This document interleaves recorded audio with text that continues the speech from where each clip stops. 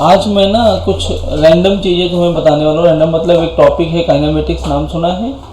Mechanics का topic है।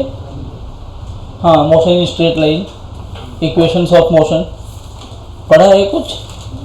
कौन को? v is equal to u plus a t, s is equal to u t plus half a t square, v square is equal to u square plus 2s पढ़ा है ना ये? चलो मैं कुछ कुछ बातें आपसे पूछ रहा हूँ, आप मुझे बताइए। जो ये v is equal to u plus a t है, इक्वेशंस ऑफ मोशन, और s is equal to u t plus half a t square है, या फिर v square is equal to u square plus, ये तीन फार्मूले आप देख रहे हो, इसकी कोई लिमिटेशन है? कहाँ पे यूज़ करते हैं, कैसे करते हैं, कुछ पता है? हाँ बताओ। हाँ नहीं नहीं, फ्री फॉलिंग बॉडी में जरूरी नहीं है। एक कार वो फ्री फॉल थोड़ी करती है, कार तो मूव करती है, वहाँ पर भी यूज़ करते हो। Very good. एक्सेलरेशन क्या होना चाहिए? कांस्टेंट होना चाहिए। और कुछ? v क्या है यहाँ पर? Final velocity. और u? अच्छा, फाइनल वेलोसिटी और इनिशियल वेलोसिटी आप कैसे डिफाइन करते हो? कोई भी पार्टिकल है, उसकी फाइनल वेलोसिटी और इनिशियल वेलोसिटी को आप डिफाइन कैसे करते हो? इनिशियल वेलोसिटी मतलब जब वो पार्टिकल मोशन में होता है, जब स्टार्ट करता है। और फाइनल मतलब उसका मतलब एक राउंड या तो उसका मोशन कंप्लीट हो गया, वो रेस्ट पे आ गया। ओके, मतलब फाइनली मतलब जब वो रुकता है या स्टॉप करता है, और इनिशियल का मतलब जहाँ से उसने स्टार्ट किया। पहले ये देखो, ये जितने भी हैं ये सब कहाँ पे वैलिड है? यूनिफॉर्मली एक्सेलरेटेड बॉडी के लिए। कहाँ पर वैलिड है? हाँ देखो, तुम्हें बोलना पड़ेगा, तुम बोलोगे तभी मैं पढ़ा पाऊंगा। ये सब वैलिड है यूनिफॉर्मली एक्सेलरेटेड बॉडीज के लिए, मतलब जिनका मोशन यूनिफॉर्म हो। यूनिफॉर्म का मतलब जो टाइम के साथ चेंज ना हो रहा हो, या फिर जो पोजीशन के साथ भी चेंज ना हो रहा हो। ऐसा फोर्स जो टाइम और पोजीशन के साथ चेंज नहीं होता, उसको हम बोलते हैं कांस्टेंट फोर्स या यूनिफॉर्म फोर्स। और वो यूनिफॉर्म या फोर्स या फिर कांस्टेंट फोर्स जो एक्सेलरेशन प्रोड्यूस करते हैं, उनको हम क्या बोलते हैं? यूनिफॉर्मली एक्सेलरेटेड बॉडी, या यूनिफॉर्म एक्सेलरेशन, या कांस्टेंट एक्सेलरेशन, जो भी नाम तुम्हें देना है। कांस्टेंट भी बोल सकते हो और यूनिफॉर्म भी बोल सकते हो, दोनों नाम देते हैं हम लोग। कब देंगे? जब acceleration with time and with position दोनों से चेंज ना हो रहा हो। अगर विथ टाइम चेंज हो रहा है या विथ पोजीशन भी चेंज हो रहा है, तो बॉडी नॉन यूनिफॉर्मली एक्सेलरेटेड हो जाएगी। और उस केस में क्या होगा? बॉडी पे एक्सेलरेशन आता कहाँ से? फोर्स लगा करके। तो जब मैं मान लो कोई एक बॉडी है, ये मैं इसको धक्का दे रहा हूँ, मैंने 10 न्यूटन का एक कांस्टेंट फोर्स दिया और ये चलना चालू रखा है, तो कैसा प्रोड्यूस करेगा एक्सेलरेशन? वो कांस्टेंट ही फोर्स करेगा, क्योंकि हमने 10 न्यूटन को चेंज नहीं किया। लेकिन अगर मैं पहले 2 सेकेंड तक 5 न्यूटन का फोर्स लगाऊं, अगले 2 सेकेंड तक 2 न्यूटन का फोर्स लगाऊं, फिर 8 न्यूटन का फोर्स लगाऊं, फिर 10 न्यूटन का फोर्स लगाऊं, तो जितना वो टाइम इंटरवल जिसमें मैंने 5 न्यूटन का फोर्स लगाया है वो तो कांस्टेंट है। लेकिन वो टाइम इंटरवल जिसमें मैंने फोर्स 2 न्यूटन लगा दिया, मान लो यहाँ से स्टार्ट किया, यहाँ से यहाँ तक का टाइम जो है, इसके लिए मैंने 5 न्यूटन का फोर्स दिया, और यहाँ से यहाँ तक का हमने क्या दिया है? 2 न्यूटन का फोर्स। तो क्या होगा बोलो? ये पहले जो इस वाले पार्ट में देख रहे हो, इसमें कितने का फोर्स लग रहा है? तो यहां से लेके यहां तक में बॉडी पर जो भी एक्सेलरेशन आया होगा, क्या वो चेंज होगा? क्या इस इंटरवल में चेंज नहीं होगा? मतलब इस इंटरवल के लिए जो एक्सेलरेशन प्रोड्यूस होगा वो कांस्टेंट होगा या फिर यूनिफॉर्म होगा। यहां से यहां के इंटरवल की बात करोगे, इस इंटरवल में कितना फोर्स काम कर रहा है? 2 न्यूटन का। और ये भी फोर्स चेंज हो रहा है क्या इस इंटरवल के लिए? तो इस पर्टिकुलर इंटरवल के लिए ये एक्सेलरेशन तुम्हारा कांस्टेंट हो जाएगा या यूनिफॉर्म हो जाएगा। सही बात है। लेकिन अगर मैं ओवरऑल बात करूं तो ओवरऑल क्या एक ही फोर्स काम कर रहा है, अलग अलग काम कर रहा है? तो क्या पूरे ओवरऑल बॉडी के लिए ये नॉन यूनिफॉर्म एक्सेलरेशन हो गया? हाँ। समझ में आ रहा है? कोई दिक्कत? तो ये अगर मैं चाहूँ कि इस पूरे सेटअप में इक्वेशंस ऑफ मोशन को अप्लाई किया जाए तो क्या करना होगा? ए, बी और सी, अगर ये 3 पॉइंट है तो मैं ए बी के लिए अलग इक्वेशन ऑफ मोशन यूज कर सकता हूँ और बी सी के लिए एक अलग इक्वेशन ऑफ मोशन यूज कर सकता हूँ। ए से लेके सी तक आप कंटिन्यूस ये इक्वेशंस अप्लाई नहीं कर पाएंगे। क्यों नहीं कर पाएंगे? क्योंकि पूरे में कांस्टेंट नहीं है। वो हम आगे पढ़ेंगे कि पूरे में कांस्टेंट होने पर क्या हम कैसे करने वाले हैं। ठीक है? और कुछ इसमें और बताओ, कुछ समझ में आया यूनिफॉर्म नॉन यूनिफॉर्म क्या होता है? ठीक है।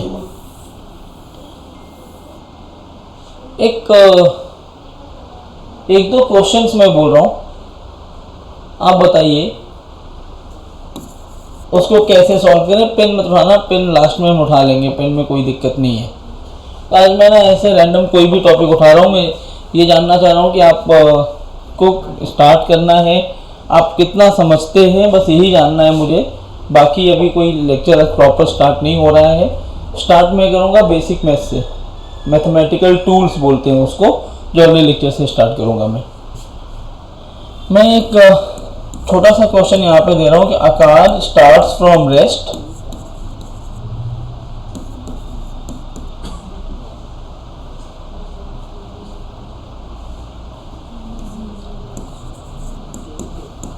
आफ्टर, या ऐसे लिखो, विथ यूनिफॉर्म एक्सेलरेशन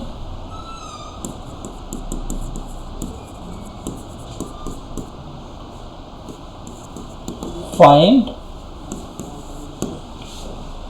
पहला सवाल है velocity at the end of 10 second या आफ्टर 10 सेकेंड।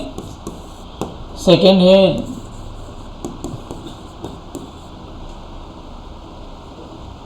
अच्छा, मुझे एक्सप्रेशन देना चाहिए क्या? 2 मीटर पर second square, distance travelled in 10 seconds,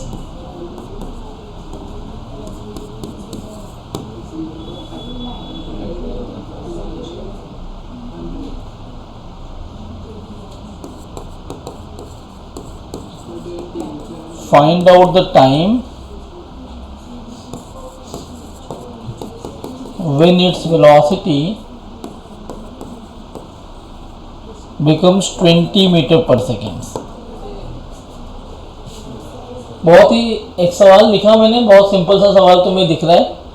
कैसे सॉल्व करोगे बताओ? क्या क्या क्या करते हो आप कोई भी क्वेश्चन देखने के बाद? हाँ, सबसे पहले कोई भी क्वेश्चन दिखे तो आप गिवन डेटा लिखना ट्राई करिए कि गिवन डेटा में आपको क्या क्या डेटा दिया है और आप उसको लिख कैसे सकते हैं। स्टार्ट फ्रॉम, बाय डिफॉल्ट हर एक बॉडी रेस्ट से चालू होती है, तो स्टार्ट फ्रॉम रेस्ट का मतलब है u की value 0 with uniform acceleration. Uniform नाम लिखते ही आप समझ गए कि ये इक्वेशंस वैलिड है। और पूछा क्या है? पहले सवाल में पूछा है velocity at the end of 10 seconds. तो देखो u पता है, a पता है और t पता है। ऐसा कौन सा फार्मूला है जिसमें सब आ जाए? v इज इक्वल टू, तो v कितना हमें निकालना है? u है 0, a 2 है और t की वैल्यू 10, तो v कितना आएगा? सेकेंड। अब u और a तो कॉमन है, सब में काम कर रहे हैं। 10 सेकेंड के बाद आपसे क्या पूछा है वो? अब देखो आपको क्या पता है, u पता है, a पता है और t पता है। v पता हुआ, ठीक है, पता है, लेकिन अगर आपको खाली डेटा के साथ जाना है, जो सॉल्व किया वो छोड़ दो, तो क्या क्या पता है आपको? u, a, t। क्या कैलकुलेट करना है आपको? कौन सा फार्मूला जिसमें u, a, t और s आ जाए? सेकेंड वाला ut प्लस। हाँ, अगर कोई चाहता है कि जो पहला डेटा आपको मिला है इसको भी यूज कर लिया जाए, तब थर्ड भी लगा सकते थे आप। सोचो आपको v पता होता है, u पता है, a पता है, s पूछ रहा है, 10 सेकेंड पे तो आ जाता ना, 10 सेकेंड पे v कितना आया 20। अच्छा मैंने सवाल जो दिया है बाय डिफॉल्ट दोनों सेम हो गए, तो इसको 10 कर दो। तो s is equal to u हो गया 0, t की वैल्यू 10, हाफ a इंटू, तो कितना आएगा ये, खत्म। थर्ड क्या पूछ रहा है वो, टाइम पूछ रहा है when its velocity becomes 10 metre पर सेकेंड। अब आप u, a और v दिया हुआ है आपको, t पूछा है, तो यहाँ कह रहा है v है 10 मीटर पर सेकेंड कितने टाइम के बाद। तो आपको क्या क्या पता है, u डेटा में गिवन है, a भी डेटा में गिवन है, ये सब पार्ट अभी काम नहीं आएंगे क्योंकि ये सब 10 सेकेंड के बाद वेलोसिटी कितनी होगी 20। आपको कब चाहिए, जब 10 रहा हो। एक बात बताओ, अगर 10 सेकेंड के बाद ये 20 हो रहा है तो क्या 10 सेकेंड के पहले ही कहीं पर 10 हुआ होगा? हाँ। क्या मैं 5 बोल सकता हूँ? नहीं। क्यों नहीं बोल सकता मैं? नहीं तो 20 पे 10 सेकेंड पे 20 है तो 5 सेकेंड पे 10 तो बोल सकते हो ना, तो क्यों नहीं बोल रहा हूँ मैं? कुछ तो होगा ना ऐसा पॉइंट कि मैं नहीं बोलना चाह रहा हूँ। बोलो कुछ सोचो। एक्सेलरेशन 2 4 8 ऐसे हो जाएगा। हाँ, तो एक्सेलरेशन कांस्टेंट होने का मतलब क्या है? दोनों में कांस्टेंट होते हैं, इसका मतलब नॉर्मली कांस्टेंट नहीं होगा। एक्सेलरेशन तो कांस्टेंट है ना सब में, तो स्पीड यूज कर सकते हैं ना, फिर वेलोसिटी कर सकते हैं। एक्सेलरेशन का क्या डेफिनेशन होता है? Rate of change in velocity. अगर मैंने एक्सेलरेशन को कांस्टेंट रखा है, इसका क्या मतलब है, क्या कांस्टेंट हुआ? Velocity rate of change in velocity. Velocity constant नहीं हुआ है। Rate of change. ये कह रहा है कि वेलोसिटी में जो चेंज आएगा वो हर सेकेंड के बाद 2 मीटर पर सेकेंड का होना चाहिए। हर सेकेंड में जो चेंज आएगा, तो पहले वेलोसिटी कितनी है 0, 1 सेकेंड के बाद कितना लिखूं 2, क्योंकि चेंज कितना हो गया 2। वेरी गुड, थोड़ा सा सही था। फिर 1 सेकेंड पर 2 है तो 2 सेकेंड पर कितना लिखूं कि उनका डिफरेंस 2 आ जाए 4। फिर अगर मैं 3 सेकेंड पे लिखूं तो 6, 4 पर लिखूं तो 5 पर लिखूं तो 5 पे आ रहा है ना, बोल सकता हूं। लेकिन अगर इसी में मैं ये 3 कर देता तो तब अलग आता, तब हाफ नहीं होता। तो कभी भी एक कांस्टेंट है तो हाफ नहीं कर सकते आप, वो बाय डिफॉल्ट हो गया, अलग बात है, लेकिन होता नहीं। आपको यूनिटरी मेथड अप्लाई नहीं कर सकते क्योंकि वेलोसिटी हर एक इंस्टेंट पे चेंज हो रही है, ठीक है, और उसके चेंज का रेट हमेशा कांस्टेंट होगा। जो डिफरेंस होगा किसी भी दो इंटरवल का वो हमेशा कैसा रहने वाला है, कांस्टेंट। तो तुम चाहिए तो ये फार्मूला लगा के कर सकते हो। अब इसी में मैं भी एक टेस्ट भी करा के दूंगा आपको। ए और टाइम आपसे पूछा है तो टी कितना आ गया? सर अगर एक्सेलरेशन कांस्टेंट हुआ तो ये यूज कर सकते हैं। क्या यूज कर सकते हैं? नहीं बेटा, क्या होता है 2 मीटर पर सेकेंड है, अगर मैं इसको 6 कर दूं, कांस्टेंट हुआ पूरे इक्वेशन, एक्सेलरेशन तो कांस्टेंट रहेगा ही।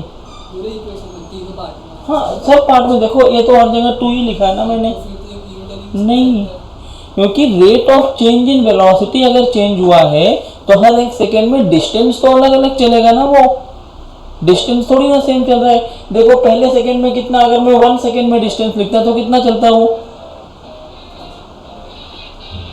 साइलेंट कर लो, पहले सेकेंड में कितना चलता वो, हाफ AT स्क्वायर, क्योंकि u 0 है, हाफ इंटू 2 इंटू 1 स्क्वायर, तो 1 मीटर चलता। दूसरे में कितना चलेगा? नहीं।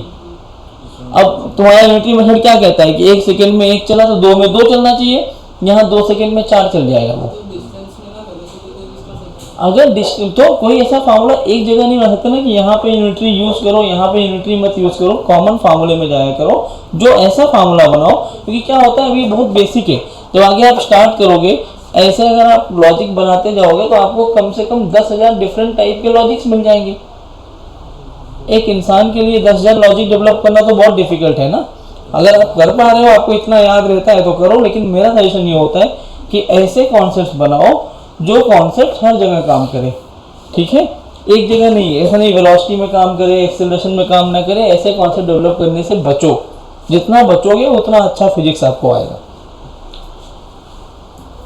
और सवाल देखो, हाँ कर तुम्हारी मर्जी, करना है तो करो, लेकिन हर जगह मत करना, क्योंकि वेलोसिटी के अलावा और कहीं काम नहीं करेगा। ना तो टाइम में काम कर पाएगा ये, ना तुम्हारा डिस्टेंस में काम कर पाएगा। तो उन चीज़ों से बचो जो हर जगह काम ना करे। ऐसा यूनिफॉर्म कॉन्सेप्ट तैयार करो जो हर जगह काम कर रहा हो, तो वो तुम्हारे लिए फ़ायदेमंद होता है। जैसे एक और सवाल मैं दे दूं आपको, a car is moving with 10 meter per second. After 10 seconds, its velocity becomes 25 meter per second.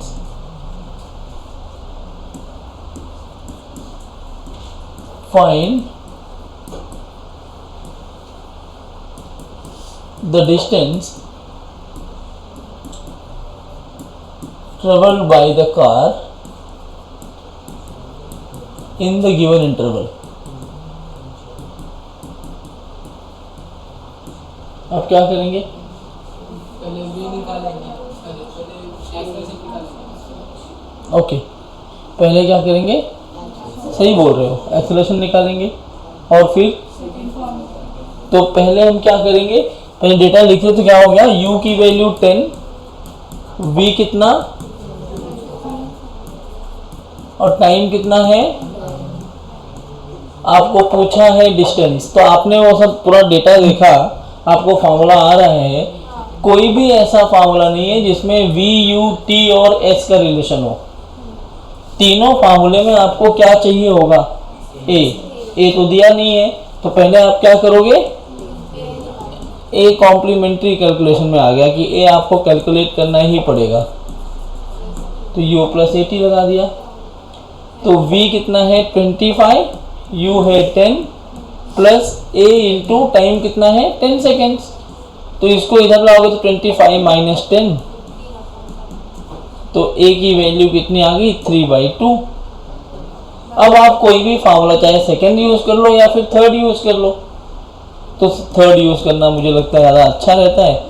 अगर कहीं बड़ा स्क्वायर आ रहा है तो आप सेकेंड यूज़ कर लो।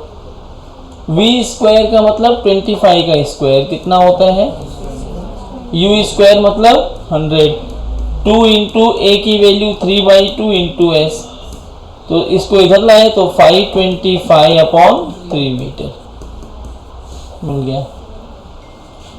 लेकिन मैं इसमें ना तुम्हें अब जेई और नीट करने जा रहे हो तो आपको जितना जहाँ जहाँ आपका टाइम बचा सकते हो वहाँ बचाना पड़ेगा, क्योंकि नीट में तो स्पेशली 180 क्वेश्चंस होते हैं और 180 क्वेश्चंस के लिए वही 180 मिनट्स भी है तुम्हारे पास, तो हर मिनट में ऑलमोस्ट एक क्वेश्चन करना है।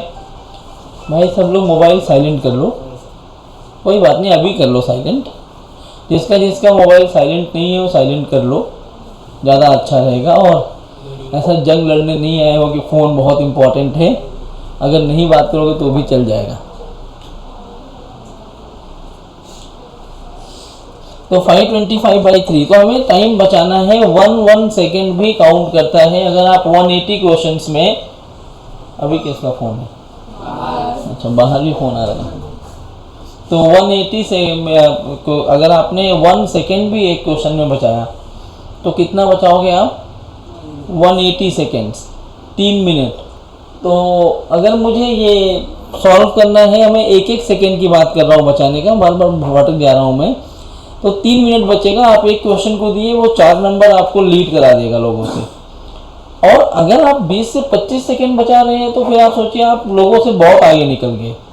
अगर मुझे ये सॉल्व करना होता, हालांकि कोई ट्रिक नहीं है, ये पैटर्न है, जब आप फिजिक्स पढ़ोगे तो पढ़ते पढ़ते आपका ये पैटर्न डेवलप होगा। मैं देख के ऐसे लिखता है इसका आंसर, 25 + 10 कितना होता है 35, 35 इंटू 10 350, 350/2। क्या बोला मैंने, v + u कितना हुआ था, देखो v + u कितना आ रहा है 35 मल्टीप्लाइड बाई 10 आ गया अपॉन 2, वही आंसर होगा डिस्टेंस का। अब कैसे किया मैंने, क्या किया, ध्यान से देखो क्या करवाना चाह रहा था मैं। जो हम बार बार, ऐसा नहीं कि कोई ट्रिक ऐसे ये रट्टा मार लो ये वाली ट्रिक है, बहुत ऐसी भी ट्रिक्स आएंगी, वो भी मैं तुम्हें समझाऊंगा। लेकिन अभी के लिए जो चीज़ें हमें समझनी है, मैं क्या कर रहा हूँ इस क्वेश्चन में। सबसे पहला टारगेट मैंने क्या किया, इसमें इक्वेशन 1 यूज करके ए कैलकुलेट कर रहा हूँ, और ए कैलकुलेट करने के बाद इक्वेशन 3 यूज कर रहा हूँ, उसमें ए को सब्स्टिट्यूट कर रहा हूँ, यही तो कर रहा हूँ ना। क्या इस टाइप के जितने भी क्वेश्चन आएंगे जहां पर भी मुझे वो इक्वेशंस ऑफ मोशन अप्लाई करना होगा, क्या हर जगह मुझे यही करना पड़ेगा? पहले ए कैलकुलेट करना होगा, उसके बाद में कोई भी दूसरा इक्वेशन लगा के हमें आगे के कैलकुलेशन को करना पड़ेगा। तो क्यों ना जो मैं हर क्वेश्चन में करने वाला हूं उसको एक ही बार कर लिया जाए। देखो कैसे, अगर मैं बोलूं कि ये इक्वेशन यूज करें हम लोग, v is equal to u plus a t, जरा यहां से a की वैल्यू बोलो, v minus u upon t. अच्छा, अब मेरे पास जो थर्ड इक्वेशन था वो तो ये है, इसको मैं ऐसे लिख सकता हूं क्या, ये क्या हुआ, क्या स्क्वायर डिफरेंस का फार्मूला है, ए स्क्वायर माइनस बी स्क्वायर, क्या होता है फार्मूला बोलो, सब लोग बोलेंगे, a प्लस बी एक ब्रैकेट में और a माइनस बी दूसरे में। तो क्या मैं यहाँ लिखूं v प्लस यू और v minus u, two a की वैल्यू यहाँ से रख दिया जाए, v minus u by t into s. क्या ये v माइनस यू इस v माइनस यू को मार दिया, क्या फार्मूला बना। अब देखो ये बनाने के पीछे क्या लॉजिक है, इसको हम इक्वेशन की तरह याद भी कर सकते हैं, क्योंकि पहला इक्वेशन आप ध्यान से देखो किनके बीच में है रिलेशन, वो वी यू ए टी, दूसरा एस यू ए टी, तीसरा वी यू ए एस। कोई ऐसा रिलेशन नहीं है जो वी यू एस और टी में रिलेशन दे रहा हो। क्या ये दे दिया आपको? अगर आपको याद है इस क्वेश्चन में देखिए वी यू टी दिया है, एस पूछा है, तो आपको ए निकालने की जरूरत नहीं है, आप सीधा लिखते v plus you 2 into S by T. ठीक है, अब देखिए 35 इंटू 10 बाई 2 ऐसा आ गया। आप बोलोगे दोनों आंसर तो अलग अलग आ रहे हैं, सिंप्लीफाई करके देख लो, 5 2 7 और 5 12। जब इसको यहाँ से हटाओगे तो 3 1 जा और 3 7 जा 175 आ रहा है। जरा इसको सॉल्व करो, 2 5 जा 10 175। अब अगर आपको ये फार्मूला पता है तो इतना लंबा स्टेप करोगे, आपको पेपर में नहीं आएगा क्वेश्चन, मैं खाली एग्जांपल दे रहा हूँ कि ये आता है। ये कॉन्सेप्ट हम बहुत बार पेपर में यूज करते हैं, जब बड़े कैलकुलेशंस में इनको यूज करना होता है। ये हम करने जाएंगे तो मुझे 10 to 15 20 सेकेंड चाहिए, और अगर मेरी कैलकुलेशन थोड़ी सी भी अच्छी है तो इससे तो मैं एक लाइन में आंसर बोल सकता हूँ बिना पेन चलाए भी, कि यही देखता अच्छा ये दिया है 35 10 जा 350 बाई 2 175। तो ओरल आंसर भी आप दे सकते हो। ये एक इक्वेशन सॉल्व बन के तैयार हो जाती है आपके पास। इसको लोग ट्रिक की तरह पढ़ाते हैं कि ट्रिक है, लेकिन मैं ट्रिक नहीं बोलता, इसको बोलता हूँ फोर्थ इक्वेशंस ऑफ मोशन और कॉम्प्लीमेंट्री इक्वेशंस ऑफ मोशन, जो रिलेशन देता है वी यू एस और टी के। जो फंडामेंटल इक्वेशंस है ये 3 ही हैं, इनसे ही चौथा इक्वेशन बनाया गया, क्योंकि ये रिलेशन मिसिंग था, तो मिसिंग रिलेशन को एक कॉन्सेप्ट में हमने बना दिया। ठीक है, नोट कर लो इसको। मुंबई में ट्रैफिक का थोड़ा ज़्यादा है ना, मैं अभी यूज टू नहीं हो पा रहा हूँ, मुझे 4-5 साल हो गया है, लेकिन मैं यूज टू नहीं हो पा रहा हूँ ट्रैफिक से।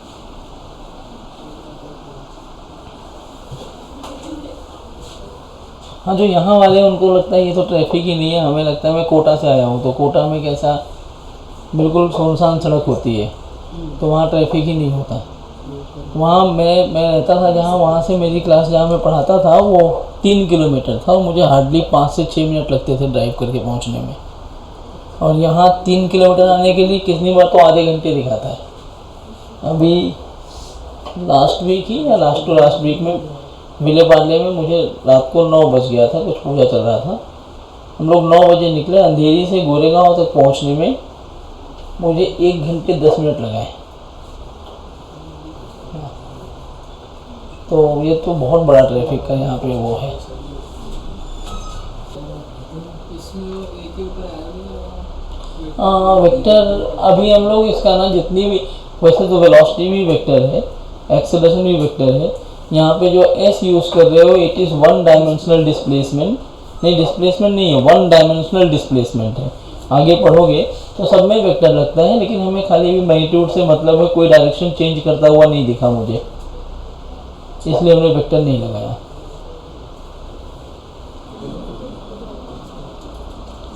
ये जो सेशंस हो रहे हैं जहाँ आपको एकदम बिल्कुल बेसिक स्टार्ट से पढ़ाया जा रहा है, इसमें क्या है, अपने टीचर्स को आप जान लो जिनके साथ आपको 2 साल रहना है, उनसे बात करो, उनसे अपनी प्रॉब्लम समझाओ।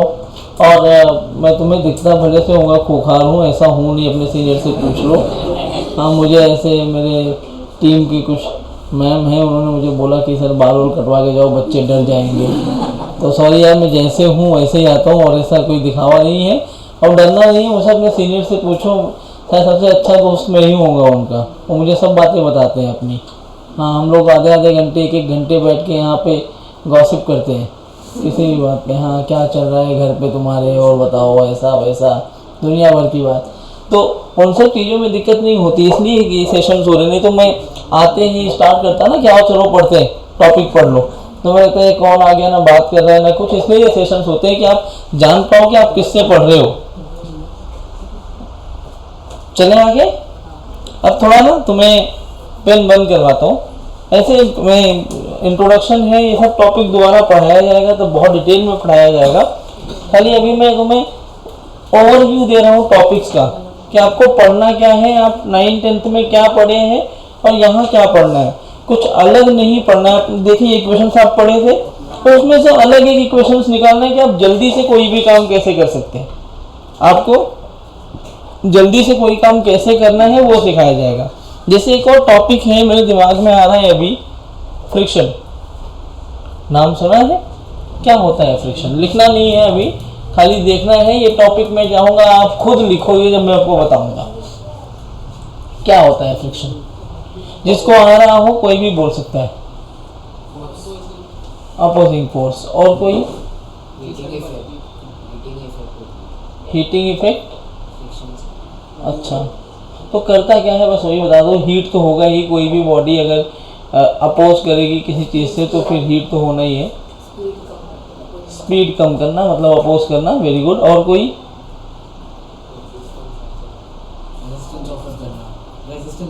हाँ, वो भी अपोजिंग फोर्स ही हो गया। मतलब कितने लोग अपोजिंग फोर्स से सहमत हैं कि वो सही बोल रहा है?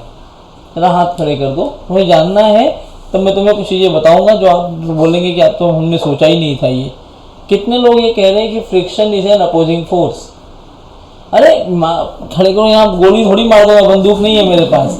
हाथ खड़े करो जिनको भी लग रहा है friction is an opposing force, और जिनको नहीं लग रहा है वो बताएंगे फिर क्या लग रहा है उनको।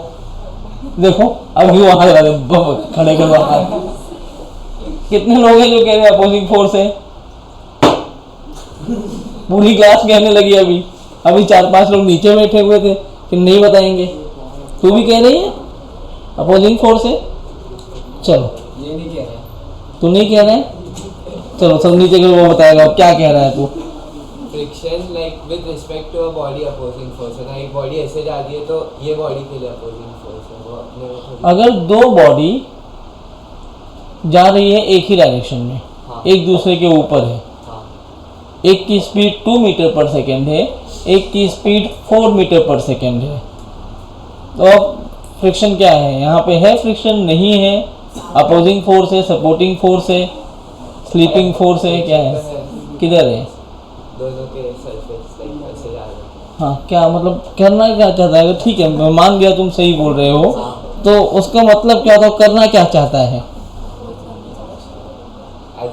क्वेश्चन ही समझ। फ्रिक्शन क्या है, आपने क्या बोला कि एक सरफेस के रिस्पेक्ट में दूसरे पर फोर्स लगता है, तो उस फोर्स से होता क्या है, क्योंकि फोर्स लगने पे दो चीज़ होती है, मैं इसको फोर्स लगाऊं तो ये चलने लगे, ये दौड़ रहा हो इस पर फोर्स लगाऊंगा तो ये रुक जाएगा, ये दौड़ रहा हो उधर ही धक्का मार दूं तो और तेज दौड़ने लगेगा, गिरना नहीं है, धक्का ऐसा मारा है और तेज दौड़ने लगेगा। तो मैंने क्या किया, सपोर्ट किया उसको, जब ये इधर दौड़ रहा है मैंने पीछे की तरफ फोर्स लगाया, ये रुक गया।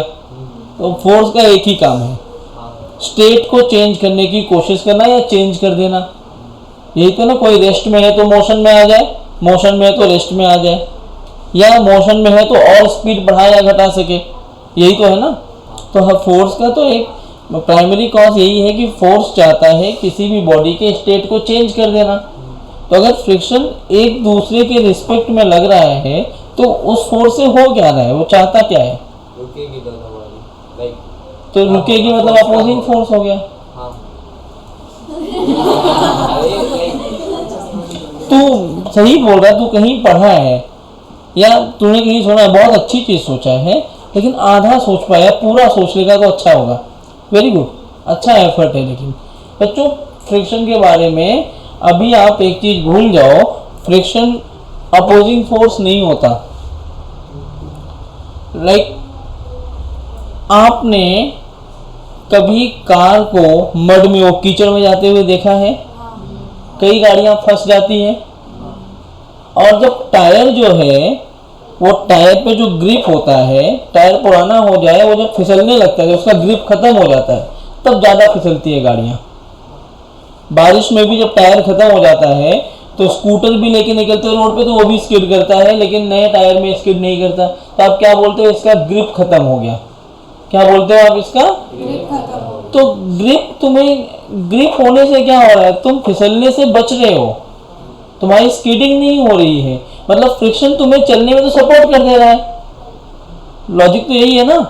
If I am taking a turn with my car, तो जब मैं टर्न ले रहा हूं और अगर मेरे गाड़ी में ग्रिप है तो इसका मतलब प्रॉपर फ्रिक्शन मिल रहा है, मैं टर्न ले पा रहा हूं, मतलब उसने तो मेरे टर्न लेने में सपोर्ट किया ना, और टर्न लेने में सपोर्ट किया मतलब मेरे मोशन को सपोर्ट कर रहा है।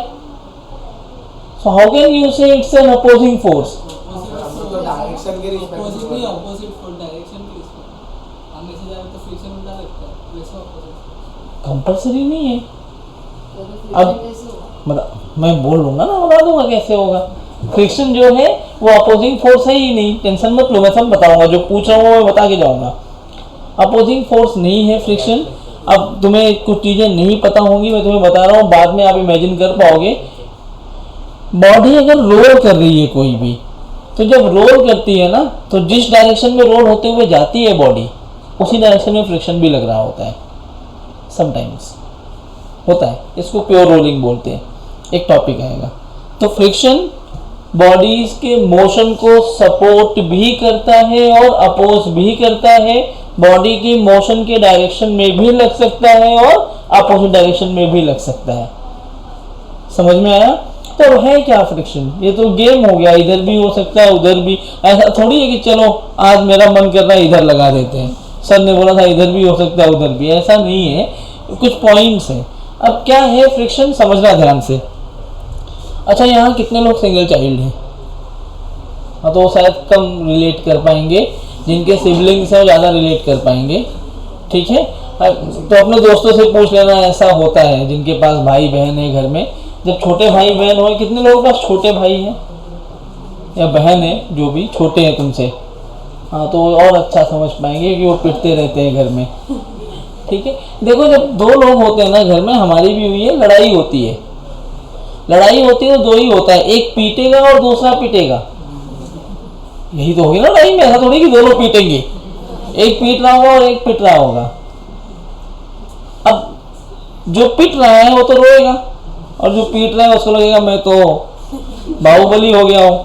मम्मी आती है रोने की आवाज़ सुन के, मम्मी क्या करती है? मम्मी ये नहीं पूछती किसकी गलती है किसकी नहीं, मम्मी आएंगी पहले जो रो रहा है ना उसका साइड ले लेती है, दूसरे वाले को पहले पीटेंगी, जब तुम रोने लगोगे फिर उसको पीटेंगी। यही होता है ना। फिर समझती है बात क्या थी, फिर बोलेंगे सॉरी बोल दो, काम खत्म करो। मम्मी ने ऐसा क्यों किया, सॉरी बोलने क्यों बोला? ताकि तुम्हें एक ही घर में रहना है, हंसते हंसते साथ में रहो। हाँ, ऐसा ना हो कि एक ही घर में इंडिया पाकिस्तान बन जाए कि बीच में बॉर्डर है, इधर आए तो गोली मार दी जाएगी। तो इसलिए मम्मी चाहती है कि तुम दोनों साथ में रहो। यही चाहती है ना मम्मी? तो जो मम्मी चाहती है, मम्मी समझो फ्रिक्शन है, फ्रिक्शन भी यही चाहता है। दो लोग हैं, दो ऑब्जेक्ट्स हैं, तो दोनों ऑब्जेक्ट साथ में रहें। फ्रिक्शन क्या चाहता है? दो ऑब्जेक्ट्स साथ में रहें। फिर मैं बोल रहा हूँ फ्रिक्शन रखता है ये नहीं, फ्रिक्शन चाहता है। चाहता तो मैं भी बहुत कुछ हूँ कि मैं प्राइम मिनिस्टर बन जाऊँ, बना तो नहीं ना, मैं काम ही नहीं कर रहा हूँ ऐसा। तो चाहने में और करने में फर्क होता है। तो फ्रिक्शन चाहता है दो ऑब्जेक्ट को साथ में रखने, लेकिन उसकी जितनी लिमिट है, जनरल भाषा में कहें जो उसकी औकात है, औकात तक तो रोक के रखेगा। औकात के बाहर चीजें गई तो फिर छोड़ देगा। सही बोल रहा हूँ मैं? गलत तो नहीं बोल रहा हूँ? तो फ्रिक्शन का यही रोल है। फ्रिक्शन क्या चाहता है? Friction wants to keep two objects together. Friction is neither opposing force not supporting force, ये सब नहीं बोलोगे आप। क्या बोलोगे? friction wants to keep two objects together. To keep them together it may support a body or oppose the body, depend करता है condition पे। प्राइमरी कंडीशन क्या है? क्यों साथ में रखना चाहता है वो? क्या चाहता है वो? friction wants to keep two bodies together, याद रहेगा। अब अगर मैं इसको टेक्निकल टर्म्स में बोलूं जो बुक्स में लिखा होता है, तो बुक्स में वो लिख के देते हैं कि friction always opposes the relative motion between two bodies. Friction क्या चाहता है? What is the relative motion? Like एक कार में तुम बैठे हो, वो भी 40 से चल रही है।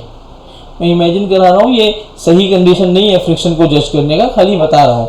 एक कार में तुम बैठे हो, 40 से चल रही है। एक दूसरे कार में मैं हूँ, ये भी 40 से चल रही है। तो जब मैं तुम्हें और तुम दोनों ऐसे पैरेलल चल रहे थे, तुम्हारी स्पीड 40 की है, मेरी भी 40 की है, एक्सेलरेशन नहीं है मान लो, या है तो सेम है दोनों का। तो अगर एक सेकेंड में तुम जितना आगे गए हो, सेम स्पीड है तो मैं भी उतना ही आगे गया हूँ, तो मुझे क्या लगेगा? Are you changing the position for me और नॉट? नहीं। लेकिन ग्राउंड के लिए तो चेंज कर रहे हो ना।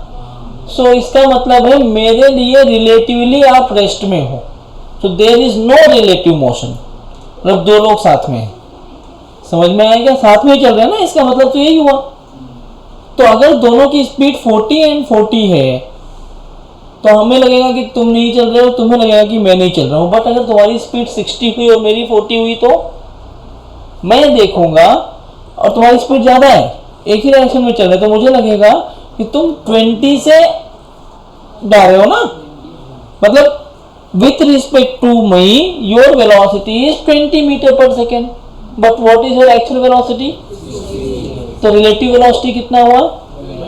तो फ्रिक्शन क्या चाहता है? यही चाहता है दोनों साथ में रहें।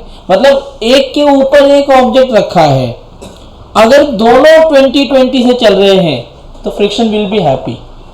उससे खुश इंसान पूरी दुनिया में कोई नहीं है अगर दोनों साथ में चल रहे हैं, फ्रिक्शन बीच में नहीं है। अब तुम लोग घर में रहते हो, तुम्हारी लड़ाई नहीं हो रही है, तुम बहुत हंसते खेलते प्यार से रह रहे हो भाई बहन, मम्मी आके थोड़ी थप्पड़ मारने लगेंगी, प्यार से क्यों रह रहे, लड़ाई क्यों नहीं की आज। अब मूड पे अलग बात है, मूड खराब हो, लेकिन 99% टाइम्स नहीं होता। हमारे टाइम पे मूड खराब होता था।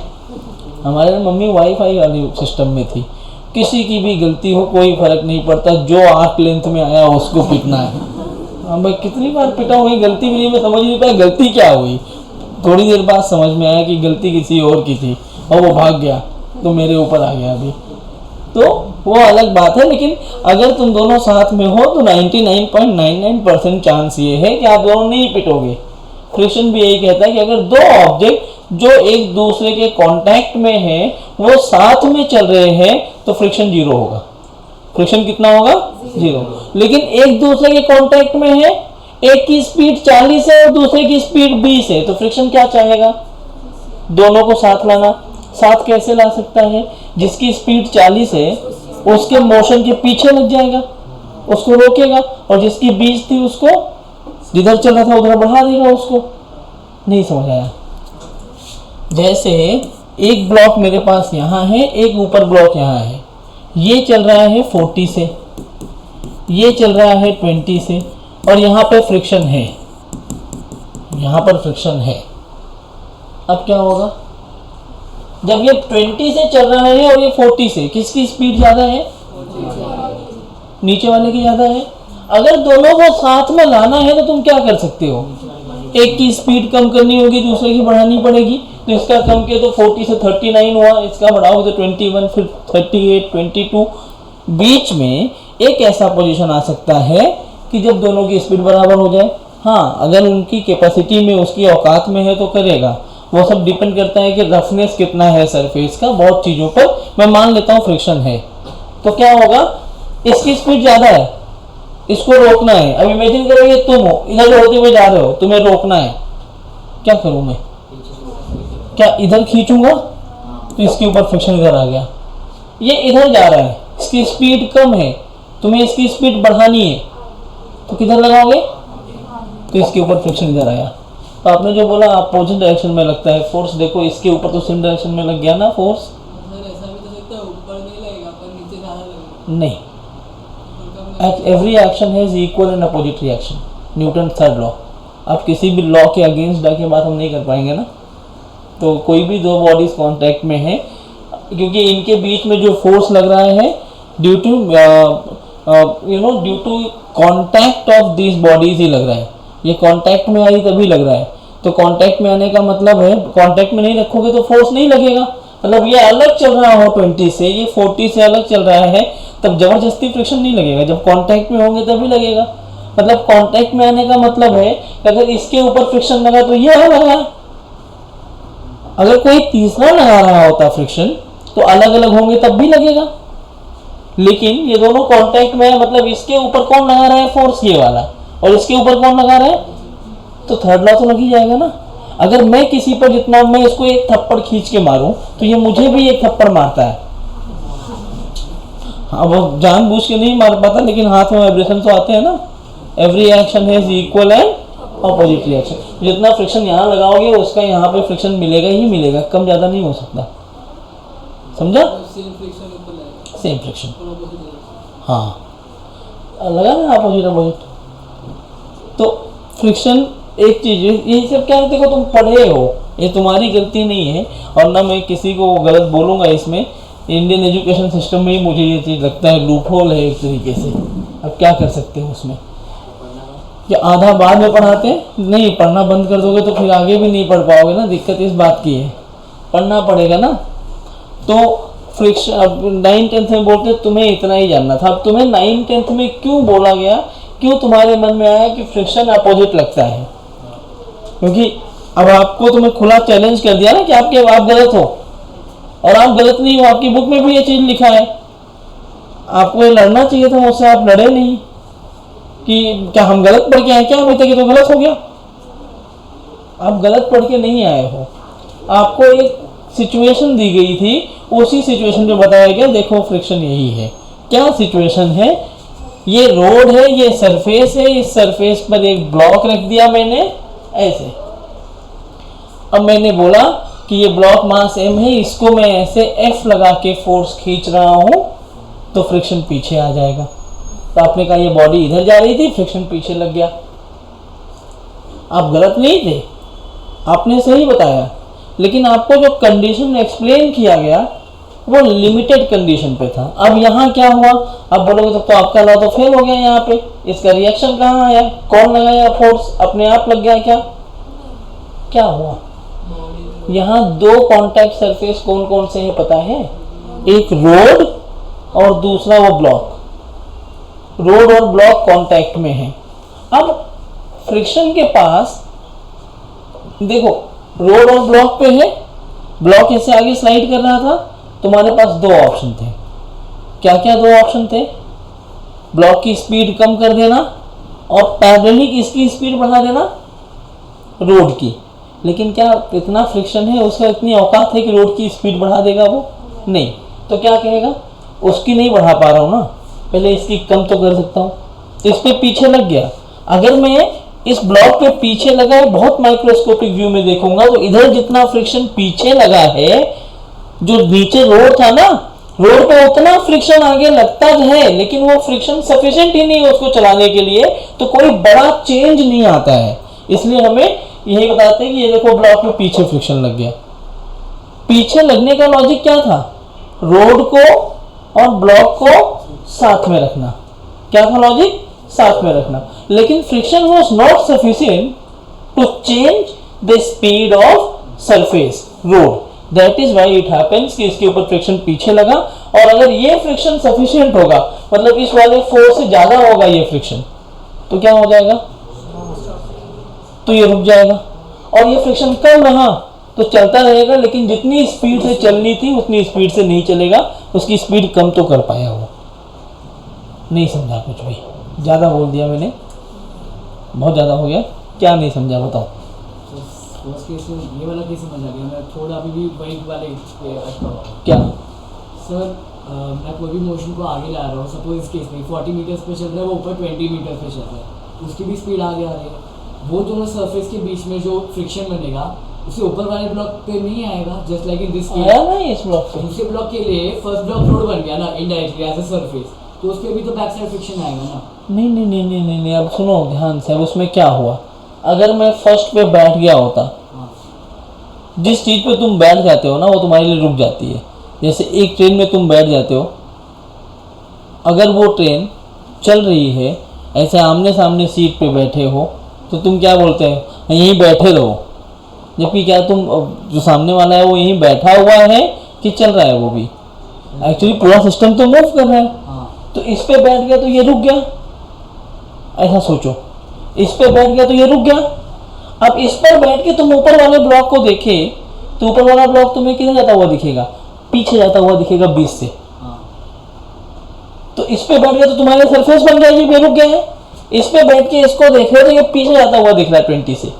तो तुम क्या चाहोगे? मैं रुका हूं, मैं तो चल नहीं सकता, ये मतलब ये सरफेस चल नहीं सकता, ये रुका हुआ है क्योंकि तुम बैठ गए हो उसके ऊपर। और ये 20 से इधर जा रहा है, तो उसको रोकने के लिए तुम क्या करोगे? किधर लगाओगे फोर्स? बैक साइड पे तो उसका बैक साइड किधर होगा? नहीं समझे? सिंपल। एक कभी लोकल ट्रेन में बैठे हो, जब लोकल ट्रेन में बैठते हो एक स्टेशन पे खड़ी है, सामने दूसरी भी ट्रेन खड़ी है। वो ट्रेन अगर इधर जा रही होती है, तुम्हारी ट्रेन रुकी हुई होती है, उसके चलने से तुम्हें क्या लगता है? उधर देखो तो कि तुम आगे जा रहे हो। वो ट्रेन इधर जा रही होती है, तुम्हें लगता है तुम उधर जा रहे हो। लगता है ऐसा? अब वैसे ही ये 40 से जा रही है और ये 20 से। जब तुम मान लो ये तुम्हारी ट्रेन है दोनों, तुम इस पर बैठ गए तो ये तुम्हारे लिए रुक गई। रुक गई ना? अब ये रुक गई तुम्हारे लिए ट्रेन, तो ये वाली ट्रेन जो ब्लॉक को ट्रेन मान रहा हूँ मैं, ये 20 से इधर जा रही है। क्या एक्चुअली ये रुकी हुई ट्रेन है? रुकी हुई नहीं है। इसका मतलब ये भी चल रही है, ये भी चल रही है। इसका मतलब हर सेकेंड। अच्छा अभी ठीक है, मैं तुम्हें समझाता हूँ अलग तरीके से। जनरल ओवरव्यू देखो। इसको देख के क्या मैं ये बोल सकता हूँ कि अगर ऊपर वाला 20 से चल रहा है, नीचे वाला 40 से चल रहा है, दोनों के बीच में सेपरेशन आ रहा होगा। और कितना सेपरेशन आ रहा होगा? 20 मीटर हर एक सेकंड में सेपरेट हो रहे होंगे। पहले सेकंड में 20, दूसरे में 40, फिर 60। क्या ये सेपरेट हो रहे होंगे? अब तुम नीचे वाली गाड़ी में बैठे हो, एक कार मान लो, वो ऊपर वाली कार अलग है, वो हर सेकंड तुमसे 20 पीछे आ रही है, तो तुम्हें अपनी कार चलती हुई नहीं दिखती। तुम्हें लगता है कि हर सेकंड वो कार ऐसे पीछे भागी जा रही है, पीछे भागी जा रही है, पीछे भागी जा रही है। कितना पीछे भाग रही है? जितना सेपरेशन हो रहा है 20। जब तुम इस पर बैठ जाओगे तो ऊपर वाला तुम्हें किधर दिखेगा? इधर जाता हुआ दिखेगा। इधर कितने से? इन दोनों के डिफरेंस से 20 से। अब तुम तो इस पर बैठे हो, ये तुम्हारे लिए रुका हुआ है। अगर ये इधर जा रहा है 20 से, तो उसको रोकने के लिए तुम क्या करोगे? इधर फोर्स लगाओगे। देखो लगाए। तो जो ये इस पर फोर्स लगा होगा और तुम इस पर बैठ के देखोगे तो आगे वाले पे पीछे इस पर लगे बैठ के देखोगे, तुम्हें लगेगा ये हर बार 20 से आगे भागा जा रहा है। तो कितना फोर्स लगा? पीछे उतना ही लगेगा। तो वही तो लगाया मैंने। समझाने का तरीका अलग अलग था खाली। अब क्लियर हुआ? पक्का? तुम्हारे सारे कॉन्सेप्ट क्लियर होंगे। अगर एक ब्लॉक दूसरे के ऊपर है तो ऑटोमेटिक उसका 40 का स्पीड अकार कर लेगा ना। बेटा जरूरी नहीं होता ना, वो बहुत चीज़ों पर डिपेंड करता है। कि दोनों की स्पीड किन किन फैक्टर्स पे डिपेंड करती है, वो बहुत इंपॉर्टेंट है। उनके बीच का जो फ्रिक्शन है, जनरली होता क्या है, बॉडी ये कहती है, आगे जाके पढ़ोगे, फ्री बॉडी डायग्राम नाम की एक चीज़ होती है। फ्री बॉडी मीन्स जो फोर्स जिस बॉडी पर लगता है वो उसी बॉडी पर इन्फ्लुएंस डाल सकता है। मतलब मैं अगर तुम्हें ज्ञान दे रहा हूँ कोने में बुला करके, गुरु मंत्र जिसको बोलते हैं, तो सबको ज्ञान नहीं मिल जाएगा, वो खाली तुम्हें ही ज्ञान मिलेगा। कितना भी तुम्हारी वाइफ हो, अभी नहीं है, कभी होगी तो तुम्हारी वाइफ हो, अब तुम्हें मैंने गुरु मंत्र दिया ना, गुरु दक्षिणा जिसको बोलते हैं, मैंने तुम्हें गुरु मंत्र दिया तो तुम्हारी वाइफ को नहीं मिल जाएगा। कितना भी हो तुम्हारे साथ हर जगह हो, उसको अलग से मंत्र देना पड़ता है। मतलब मैंने तुम्हें जो मंत्र दिया वो एक फोर्स मानो कि मैंने जो तुम्हें फोर्स दिया वो तुम्हारी वाइफ पे ट्रांसफर नहीं होगा, वो तुम्हारे पास ही रहेगा। समझ में आ रहा है? हाँ, क्या होगा, तुम उसको बोलोगे, बट जब तुम उसको बोलोगे तो इनडायरेक्ट बोल पाओगे, पूरा ट्रांसफर, डायरेक्ट एंड स्पीच पढ़ा है ना, मेरी पूरी बात तुम नहीं बता पाओगे, कुछ तो कम फोर्स जाएगा ना सामने वाले को। वही चीज यहाँ होती है, बहुत अलग अलग फैक्टर्स हैं। गाड़ी जा रही है, उसके ऊपर लगेज रखा है, बैग रखा है, वहाँ पे friction is sufficient to move your luggage with the block. कभी क्या होता है, गाड़ी झटके में तुम आगे बढ़ाओ, लगेज तुम्हारा पीछे गिर जाता है, वही वाली कंडीशन होती। क्यों वहाँ साथ में क्यों नहीं चला? हाँ, और तो स्पीड डिफरेंस है, तो इनर्शिया है, स्पीड डिफरेंस है, इनर्शिया से ही स्पीड डिफरेंस निकल गया है। न्यूटन्स लॉ ऑफ मोशन जब मैं इसमें अप्लाई कर रहा हूँ तो वहाँ पे अपने आप तुम्हारा इनर्शिया आ जाएगा। Inertia is related to mass, और मास कहीं ना कहीं फोर्स पर डिपेंडेंसी रख रहा है। नीचे 40 का उसका थोड़ा ही फोर्स ऊपर लगा है, करेक्ट, पूरा फोर्स नहीं लग पाता 40 का 40 जितना तुम यहाँ पे, फिलहाल 40 इस पे फोर्स भी नहीं है, फोर्स कुछ अलग होगा। उसने क्या किया, जो फोर्स मैंने लगाया, that force provides the velocity of 40 metre पर सेकेंड एट दिस ब्लॉक, और उस फोर्स का कुछ कंपोनेंट यहाँ गया। बहुत चीज़ों पर कंपोनेंट डिपेंड करता है। अब उतना डेप्थ में जाओगे मुझे कोई दिक्कत नहीं, लेकिन तुम बहुत ज़्यादा डेप्थ में हो जाएगा कि यहाँ पे क्या होगा, एक नॉर्मल फोर्स लगता है, नॉर्मल फोर्स कम होगा तो हवा में भी उड़ सकता है ब्लॉक। बहुत चीज़ें होती हैं, मल्टीपल फोर्सेस होते हैं, एयर ड्रैग होता है, बहुत सारे फोर्स का कॉमन है। हम उसको अभी नेग्लेक्ट करके खाली ये मान रहे कि कोई भी फोर्स नहीं है, कोई ना कोई इसको 20 दे के चला गया। मतलब मैंने कहीं से 20 स्पीड लाया, जेंटली इसके ऊपर जाके प्लेस कर दिया, कोई फोर्स लगाया नहीं इन दोनों के ऊपर। कंडीशन समझ पा रहे हो मैं क्या बोल रहा हूँ? जैसे मान लो मेरे पास दो गाड़ी है, मैंने इसको ऐसे 40 से चला दिया, छोड़ दिया चला के, 40 से चल रहा है। एक दूसरी गाड़ी जिसको मैंने 20 की स्पीड दी है, अजम्पशन है ये कि खैर फोर्स तो लगता है, वो तो अलग बात है कि तुम 40 की स्पीड देने के लिए फोर्स तो चाहिए, लेकिन मान लो अगर फोर्स नहीं दिया, मैंने 40 की स्पीड मेंटेन करा के छोड़ दी ऐसे सरफेस पे जहां फ्रिक्शन है ही नहीं। कहाँ छोड़ा है मैंने? अगर फ्रिक्शन होगा तो 40 से अपने आप भी कम होगी, सरफेस वाला वो कॉन्सेप्ट आ जाएगा। तो ऐसी जगह छोड़ दिया जहाँ पर फ्रिक्शन नहीं है, तो ये 40 से चलता रहेगा। दूसरे को मैं ऐसे कहीं 20 से चला के लाया और धीरे से एकदम इतना जेंटल प्ले रखा मैंने कि रखने के टाइम पे कोई बाहर से फोर्स उसके ऊपर आया नहीं। ये 40 से चल रहा था, ये 20 से चल रहा था, दोनों की स्पीड अलग अलग है ना अभी। अब उसके बाद दोनों को साथ में रखना होगा तो वहाँ फ्रिक्शन काम करने लगेगा, कितना रखने से, वही वाला फ्रिक्शन यहाँ पे लगा के दिखाया है। ठीक है, अच्छे सवाल पूछो तुम लोग, अच्छा लग रहा है। लेकिन बहुत ऐसी चीज़ें मेरे साथ कंस्ट्रेंट ये है कि मैं सारी चीज़ें पहले लेक्चर में नहीं बता पाऊंगा। ये सब एनएलएम एंड फ्रिक्शन करके पूरा टॉपिक है, Newton's laws of motion and friction, उसमें इसमें बहुत डिटेल में बात करने वाले हैं। मुझे खाली आपकी अंडरस्टैंडिंग समझनी थी, इसलिए मैंने ये चीज़ आपको बताई। तो फ्रिक्शन क्या है? अब आज के बाद कोई पूछेगा तो क्या आप बताओगे? Opposing supporting force. ये कुछ हद तक सही था, मैंने क्यों बोला समझ में आया? एक पे बैठ के दूसरे को देखने वाली जो बात कर रहा था, तो अच्छा है तुम लोग थोड़ा सा समझ पाते हो। तो आज के बाद घर पे क्या बताओगे? कोई पूछ ले तुमसे फ्रिक्शन क्या है तो क्या बोलोगे? कुछ नहीं बोलेंगे, चुप होके बैठ जाएंगे, हंसने लगेंगे। फ्रिक्शन, हाँ, friction wants to keep two objects together. देखो अब जो तुम फिजिक्स पढ़ रहे हो, this is for competitive examination, JEE and NEET. तो हमें बहुत ज़्यादा बुकिश नहीं बनना है कि जो बुक में लिखा है वही वाला डेफिनेशन याद करेंगे, जैसे हम 9th-10th में किया करते थे कि अरे ये वाला वर्ड भी अगर गलत हो गया तो पेपर में मार्क्स नहीं मिलेगा। ऐसा नहीं है। अब आपकी जनरल अंडरस्टैंडिंग बढ़नी है। और जनरल अंडरस्टैंडिंग बढ़ाने के लिए आपको नॉलेज की ज़रूरत नहीं है, मतलब सॉरी आपको बुक के नॉलेज से डेफिनेशन की ज़रूरत नहीं है, आपको अपनी लैंग्वेज में समझना है ताकि किसी को समझा पाओ। जब भी क्या होता है, अब मैं अगर बुक के नॉलेज की बात करूँगा तो बुक का नॉलेज आपको खाली एक्सप्लेन किया जा सकता है, आपकी अंडरस्टैंडिंग तब डेवलप होगी जब आपको रियल लाइफ एग्जांपल्स दिए जाए क्लास में। और जो भी मैं पढ़ाऊँगा, जो भी यहाँ पर मैं नहीं, मतलब गौरव सर भी पढ़ाएंगे, हम दोनों बहुत टाइम से सिंक करते हैं एक दूसरे को, पिछले शायद कितना 4 से 5 साल हो गया मैं इनके साथ हूँ, इसके पहले मैं कोटा में था। तो जब से मैं यहाँ हूँ इनके साथ हूँ, हमारा सिंक करता है, हम लोग ऐसे ही मतलब रियल लाइफ एग्जांपल्स के साथ ही पढ़ाते हैं। ये तुम्हें डिफरेंस दिखेगा, क्योंकि जब तक तुम रिलेट ही नहीं कर पाओगे फिर कैसे करोगे। और रिलेट करोगे मतलब तुम्हें ऐसे बोल दिया कि आओ बैठ के देख लेते हैं, मम्मी है। एक मैंने एक बैच में पढ़ाया ऐसे ही, मैं उससे पूछा फ्रिक्शन क्या है, कहता सर मम्मी है।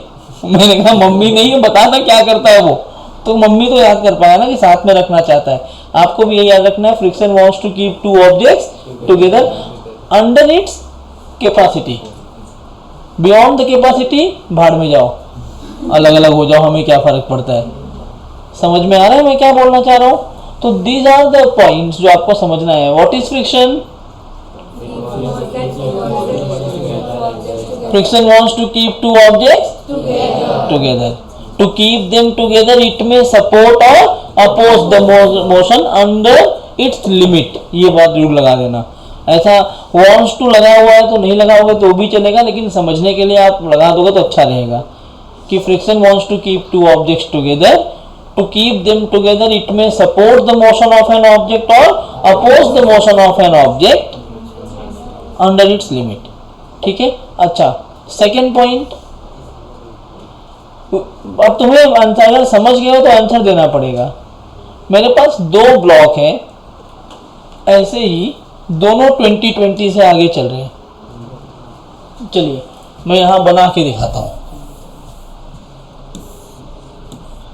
एक ब्लॉक यहाँ है, एक ब्लॉक इसके ऊपर है, ये ए मान लो, ये बी।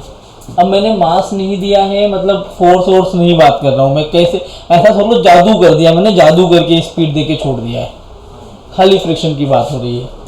इसको मैंने 20 इधर दिया, इसको 20 इधर दिया। और एक दूसरा सवाल है, और अभी ना इसके बाद ही मैं तुम्हें नीट और जेईई के PYQs करा दूंगा, तो तुम्हें कॉन्सेप्ट अंडरस्टैंडिंग के साथ में 50% सवाल सॉल्व कर ले जाओगे। प्रॉब्लम क्या है, तुम्हारी नहीं है, जो 10वीं तक बढ़ा हुआ है दिमाग में ना, टीचर्स में एज्यूम करते हैं कि मुझे आता है, 11वीं के 50% क्लास में आपको फ्रिक्शन की डेफिनेशन तो आपको आती होगी ऐसा लग गया, और फ्रिक्शन पढ़ते आपको चमकता नहीं है कि पढ़ते पढ़ते सब आता है। हाँ, क्योंकि दिमाग में तुम्हारे है ना पीछे लगा दूंगा, जब सवाल लगाते हो पीछे लगा दिया, सवाल गलत आ गया, फिर आप टीचर को गाली देते फिरते हो। तो वो चीज़ आपको याद रखनी होगी कि क्या हो रहा है। जब तक कॉन्सेप्चुअल क्लैरिटी नहीं आएगी तब तक आपको मज़ा नहीं आएगा। वही मैं दिखाने की यहाँ कोशिश कर रहा हूँ कि मान लो इस पे ऐसे पीछे फोर्स लगा दिया, सॉरी पीछे वेलोसिटी दे दी, फोर्स गया भाड़ में, भी खाली वेलोसिटी पे बात हो रही है। इनके ए और ये मान लो कि यहाँ पे फ्रिक्शन लेस है, क्योंकि ये भी तो फ्रिक्शन देगा ना, नीचे वाला सरफेस जो पहला केस था। लेकिन अभी मैं ये मान रहा हूँ कि नीचे फ्रिक्शन है ही नहीं, खाली इन दोनों के बीच में ही फ्रिक्शन है, ए और बी के बीच में। तो what would be the value of friction between A and B? Why 0। दोनों साथ में चल रहे हैं, फ्रिक्शन चाहता है साथ में रखना, जबरदस्ती नहीं कि साथ में तब भी पीछे लगा के बढ़ा घटा देते, साथ में हो तो छोड़ देगा कि चलो साथ में अच्छा है। इसमें 40 नहीं, डायरेक्शन किधर होगी फ्रिक्शन की, कितना होगा छोड़ दो। बी का ही साइड, बी का ही साइड,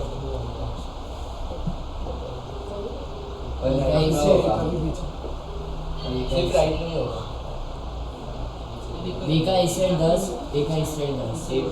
नहीं, वैल्यू तो निकाल ही नहीं पाओगे आप, कितना लगेगा वो नहीं निकाल सकते। क्यों नहीं निकाल पाओगे वो चीज़? क्योंकि आपको मास ही नहीं दिया है ना, औकात तो है आपकी, आपको मास ही नहीं दिया। अपनी औकात पे डाउट नहीं करते, औकात तो बहुत है, बंदूक बंदूक तो लेके नहीं बैठे हो, उड़ा दो भी। औकात की बात कैसे किया? औकात है आपकी, औकात की दिक्कत नहीं है, लेकिन आपको मार्क्स नहीं दिया है इसलिए आप कैलकुलेट नहीं कर सकते। आपको तो खाली डायरेक्शन बताना है। नहीं, सिर्फ राइट तो नहीं हो सकता, क्योंकि every action has equal and opposite reaction. नीचे नहीं, ये फ्रिक्शनलेस है, लेकिन इस ब्लॉक पे तो लगेगा ना, दोनों पे लगेगा बेटा, दो अलग अलग ब्लॉक पे लगेगा। ये जो कांटेक्ट है, इस कांटेक्ट की वजह से इस पर भी फ्रिक्शन आएगा और इस ब्लॉक पर भी फ्रिक्शन आएगा। वेरी गुड, मतलब अगर इस पे राइट लगा तो इस पे लेफ्ट लगेगा। अल्टीमेटली किया क्या, इसकी स्पीड को भी कम करेगा और इसकी स्पीड को भी कम करेगा, क्योंकि दोनों अपोजिट चल रहे हैं। दोनों कैसे चल रहे हैं? तो दोनों, मैं अगर ए पर बैठ के देखूं तो मुझे लगेगा बी वाला 40 से पीछे भाग रहा है। ए पर बैठ के देखूं, ऐसे सोच लो, अगर वो नहीं समझ पा रहे हो, कि ए पर बैठ के देखूं तो बी वाला ऐसे 40 से पीछे भागता हुआ दिखेगा। क्यों पीछे भागता हुआ दिखेगा? 20 इसका और 20 मेरा खुद का, तो उसको पीछे लेके जा रहा होगा। सोचो, मैं यहां से, हम दोनों का स्टार्ट पॉइंट है, मैं 1 सेकंड में 20 आगे गया, वो 1 सेकंड में यहां से 20 पीछे गया, तो मैं 20 मीटर आगे निकल गया और 20 पीछे निकल गया, तो 1 सेकंड में कितना सेपरेशन हुआ हमारे बीच का? 40 हुआ। तो अगर मैं ये मान लूं कि मैं चल ही नहीं रहा हूं, मैं वहां पहुंचा, मैं चल ही नहीं रहा हूं, तो वो 1 सेकंड में उसको कितना चलना पड़ेगा? 40 चलना पड़ेगा। मतलब उसकी स्पीड कितनी होनी चाहिए? 40। किधर होनी चाहिए? पीछे की तरफ। मतलब अगर मैं ए पर बैठा हूं तो मुझे बी ऐसे इधर आता हुआ दिखेगा, कितने से? 40 से। तो इसको रोकने के लिए तुम्हें पीछे आना पड़ेगा कि भाई मैं रुका हूं, तू भी रुक। समझ में आया? और बी पर बैठ के देखा तो बी पर बैठूंगा तो मुझे लगेगा कि मैं रुक गया, मैं पीछे नहीं भाग रहा हूँ, तो ऐसे आगे भाग रहा होगा 40 से, तो मुझे लगेगा ए वाला इधर जा रहा है 40 से, तो मैं बोलूंगा भाई बी रुका हुआ है तो ए को भी रुकना पड़ेगा, और उसको रोकने के लिए पीछे फोर्स। समझ में आया क्या? तो ये फ्रिक्शन की कहानी का बहुत स्टार्ट है, अभी एकदम स्टार्टिंग का पॉइंट है। ये जो क्वेश्चंस हैं, ये इतने आसान क्वेश्चंस नहीं होते। तुम्हारे सीनियर्स किसी भी क्लास में हो, उनसे जाके पूछना, भैया ब्लॉक ओवर ब्लॉक प्रॉब्लम आपको आता है क्या? वही तो है ना। 50% पब्लिक आपको ये बोलेगी नहीं, क्लियरिटी से नहीं आता, नहीं आता। क्यों पता है? ऐसा नहीं कि उनको प्लस माइनस करना नहीं आता, उनको ये कॉन्सेप्ट जब तक नहीं समझेगा कि फ्रिक्शन किधर लगेगा, तब तक वो आगे सॉल्व भी नहीं कर पाएंगे ना। ऐसे ही तो बोलेंगे जय बजरंग बली, इस पे आगे लगा देते हैं, इस पे पीछे लगा देते हैं, फिर तो दिक्कत ही दिक्कत है। भाई तुम उदास हो क्या कहीं किसी बात पे? कहाँ खोए हुए हो? किसके ख्यालों में खोए हो? इधर ऐसे देखो, थोड़ा हमें भी अच्छा लगे, मुझे लगे कहीं और देख रहे हो, मेरे लगे पंखा देख रहे हो तुम। पक्का? चलो, तो ये क्लियर हुआ? पक्का? Friction wants to keep two objects together, to keep them together it may support or oppose under its limit।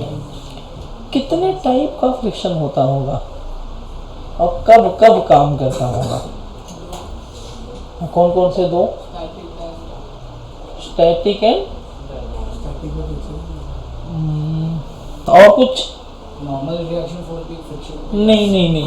अब वो क्या है उसको और समझना है तो नॉर्मल एंड फ्रिक्शन, एक कांटेक्ट फोर्स। पापा थे, पापा के 2 बेटे हुए, एक बेटे का नाम था नॉर्मल फोर्स, एक बेटे का नाम था फ्रिक्शन फोर्स। अब पापा ने बहुत प्रॉपर्टी बना दी थी कांटेक्ट फोर्स ने। जब वो चले गए तो उनके बंटवारा हुआ उनकी प्रॉपर्टी का, तो 2 प्रॉपर्टी उनके पास थी। एक प्रॉपर्टी थी कांटेक्ट सरफेस के परपेंडिकुलर, एक था कांटेक्ट सरफेस के पैरेलल, तो आधा आधा बांट लिए।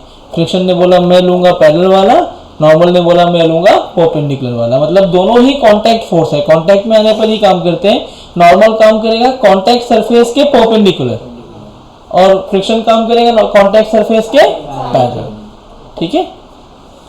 नहीं, मैं समझाता हूँ, 2 नहीं 3 मानो, है तो 2 ही कैटेगरी, लेकिन 3 मानते हैं। एक होता है स्टैटिक फ्रिक्शन, दूसरा होता है लिमिटिंग फ्रिक्शन, और तीसरा होता है काइनेटिक फ्रिक्शन। कौन कौन से? मैं तुम्हें ये सब चीजें ना जो बोल रहा हूँ ना वो दिखाता हूँ, आपको समझ आएगा।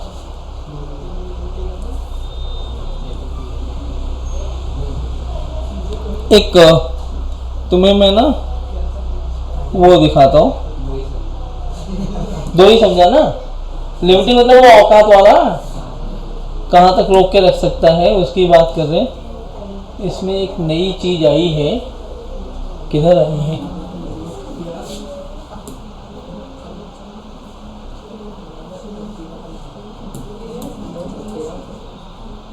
उस दिन हम लोग बात कर रहे थे, इसमें कुछ नई चीज जुड़ी है।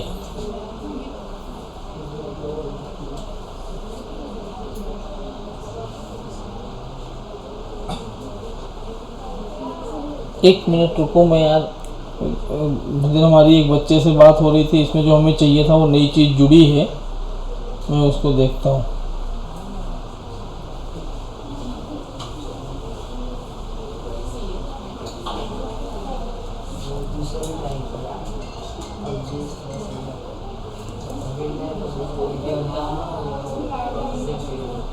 रुको मैं तुम्हें दिखाता हूँ, इसको बाद में ढूंढ लेंगे।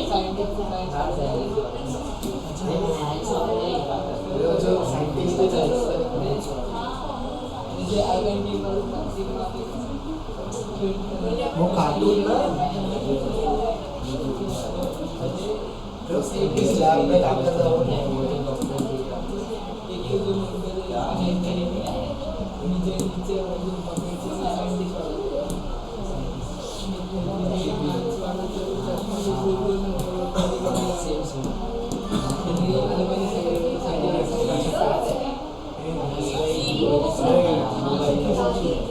ये देखा है तुम लोगों ने? हाँ इसमें मैं तुम्हें फ्रिक्शन दिखाता हूँ और समझाता हूँ।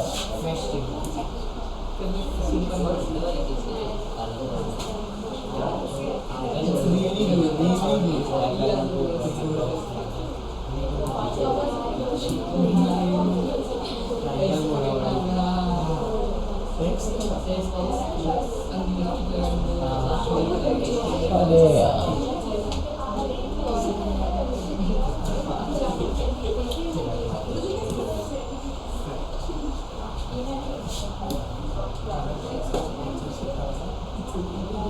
क्या हो गया इसको? नहीं, वाईफाई इतना वीक तो नहीं हो सकता ना, बाकी चीजें फटाफट खोल रहा है।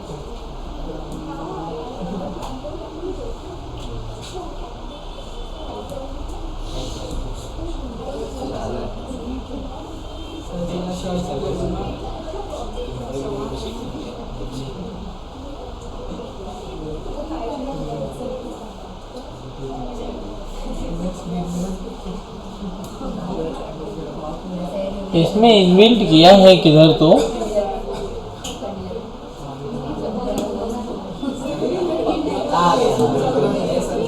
हाँ ये इनबिल्ट करके दिया है।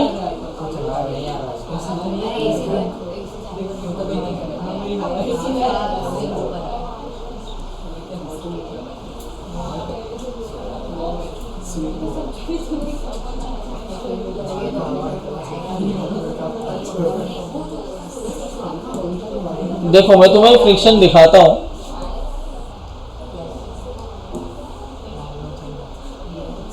देखो ये एक बंदा है,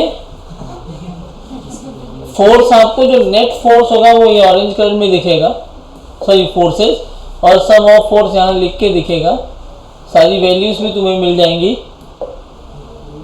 मास है इस पे 50 kg का। अब तुम देखना मैं इसके ऊपर फोर्स कितना लगा रहा हूँ और ये चल कैसे रहा है। अभी फ्रिक्शन इतना है, मतलब ऑलमोस्ट जितना भी मैक्सिमम फ्रिक्शन होना चाहिए इस सिमुलेशन के हिसाब से जितना इसमें है उसका आधा। मैं कम ज़्यादा करके भी दिखाऊंगा। अभी फ़िलहाल इसी फ्रिक्शन पे चलता हूँ। मैंने कितना फोर्स लगाया आगे से, पीछे कितना फोर्स लगा, क्यों लगा? क्योंकि ये सरफेस रेस्ट में था। ब्लॉक ने क्या किया, फ्रिक्शन ने क्या किया, इस ब्लॉक को बोला कि या तो सरफेस भी आगे बढ़ने लगे, 1 का जो फोर्स आया होगा इसको, अच्छा इस पर फोर्स 1 लगाया, मान लो फ्रिक्शन नहीं है, इस पर 1 न्यूटन का फोर्स लगाया तो एक्सेलरेशन कितना होगा, 1/50। F = ma। F क्या होता है, ma होता है ना। तो अगर मैंने 1 न्यूटन का फोर्स लगाया है तो ये क्या होना चाहिए, 1 न्यूटन = 50 है। तो a की वैल्यू कितनी आनी चाहिए थी, तो ये बोलता कि यार अच्छा इसमें 1 न्यूटन का आपने फोर्स लगा दिया, मतलब इसका एक्सेलरेशन कितना हो गया 1/50। सरफेस तो रुका है, अब फ्रिक्शन के बाद दो ऑप्शन है कि थोड़ा सा 1/50 से कम कर दिया जाए इसका एक्सेलरेशन और सरफेस का बढ़ा दिया जाए, दोनों साथ में हो जाएंगे। लेकिन सरफेस के बढ़ाने की औकात नहीं थी, तो फिर क्या किया, बोला इसको रोकने की तो औकात है हमारी, रोक दिया। अब मैंने 2 न्यूटन का फोर्स दिया, सामने कितना आ गया फ्रिक्शनल फोर्स, क्या जो मेरा अप्लाइड फोर्स है as per the applied force friction की वैल्यू चेंज हो रही है? हाँ हुई ना। मेरी अप्लाइड फोर्स 1 था तो ये 1 हुआ, 2 हुआ तो ये 2 हो गया। अब मैंने 3 किया तो 4 किया तो 5 किया तो ये हो क्या रहा है, अप्लाइड फोर्स के बराबर हो रहा है कौन, फ्रिक्शनल फोर्स। अप्लाइड फोर्स के बराबर कौन हो रहा है, हाँ अभी थम ऑफ फोर्स 0 है तो रेस्ट पे है ना। तो क्यों ऐसा हो रहा है, क्योंकि मैं फोर्स लगा के चलाना चाह रहा हूं लेकिन friction was sufficient to keep them together, friction is sufficient to keep them together. तो as per the applied force frictional force are changing. क्यों चेंज कर रहे हैं, अपने आप को खुश रखने के लिए कि हम दोनों साथ में तो हैं, बराबर। और आगे बढ़ता जाओ, मैंने ऐसे बढ़ा रहा हूँ, देख रहे हो फोर्स बढ़ रहा है, जितना मैं अप्लाइड फोर्स बढ़ा रहा हूँ अब फ्रिक्शनल फोर्स देखिए अप्लाइड के साथ बढ़ रहा है। मैं 50 न्यूटन से बढ़ा दिया, अब मेरा अप्लाइड फोर्स कितना हुआ 72, फ्रिक्शन कितना हुआ, अरे बोलो, क्यों बढ़ रहा है, to keep them together and they are together because no force is acting. इसका मतलब है फ्रिक्शन अभी भी खुश है। और 50 बढ़ा दिया, अब कितना हुआ, यहां भी 122। क्यों लगा, मतलब फ्रिक्शन था, फ्रिक्शन बहुत था। अगर ये 122 न्यूटन का फ्रिक्शन लगा रहा है, इसका ये मतलब नहीं है कि हमने अप्लाइड फोर्स बढ़ाया तब फ्रिक्शन आया, इसका ये बिल्कुल मतलब नहीं है। फ्रिक्शन दोनों कांटेक्ट सरफेस के बीच में अवेलेबल था 122 तक, लेकिन जब मैंने 1 लगाया तो 122 पूरा नहीं लग गया, नहीं तो रिजल्ट क्या आता, ये पीछे भागता, फ्रिक्शन भगाना थोड़ी चाहता है, तो साथ में रखना चाहता है। तो 122 तक अवेलेबल है, लेकिन जितना मैं फोर्स लगा रहा हूं उतना ही सामने से फोर्स लगा रहा है। भाई मेरे पास अगर 1 करोड़ रुपया है, मेरे सामने मेरे साथ कोई कंपटीशन करने बैठा है तो कि दिखाओ तुम अपना दिखाओ मैं अपना दिखाता हूँ, तो ऐसा थोड़ी कि मैं 1 रुपया निकाल के वो रखा है तो मैं 1 करोड़ पूरा रख दूंगा, एक वो रखा तो मैं भी 1 ही रखूंगा, वो 2 करेगा मैं 2 करूंगा, वो 4 किया मैं 4 करूंगा, वो 8 कर दिया मैंने 8 किया, ऐसे बढ़ाऊंगा और लास्ट में देखेंगे जीत रहा हूँ कि नहीं। वही हो रहा है कि जब यहाँ पे फोर्स मैं बढ़ा रहा हूँ तो ऐसा नहीं कि 1 का फोर्स लगाया, फ्रिक्शन ने बोला मैं जीत गया 122, फ्रिक्शन ने क्या बोला तुम 1 तो मैं 1, तुम 2 तो मैं 2, कब तक बढ़ रहा है वो, और आगे बढ़ता है क्या देखते हैं, 120 नहीं जाएगा, मुझे पता है 124 की बात चलने लगता है, ठीक है। तो यहाँ पे 124, 123 तक कितना था 123, जैसे 124 किया फ्रिक्शन अचानक कितना हो गया, औकात के बाहर निकल गया। हाँ बताता हूँ क्यों हुआ, वेरी गुड, अच्छा सवाल है, मैं कराऊंगा अभी। हाँ नहीं फ्रिक्शन वो तो फोर्स है ना, डायरेक्शन से नहीं होता, वो कैसे आएगा बताता हूँ मैं अभी। अब ये 123 पर जो 123 का फोर्स लगा, मतलब 123 newton is the maximum limit of friction to keep them together, maximum limit of friction to keep them, beyond 123 उसकी औकात के बाहर है। तो 122 को हम बोलते हैं लिमिटिंग फ्रिक्शन। क्या बोलते हैं, what is limiting friction, the maximum value of friction up to which the objects will be together. What is limiting friction, the maximum value of friction up to which objects will be together. समझ में आया,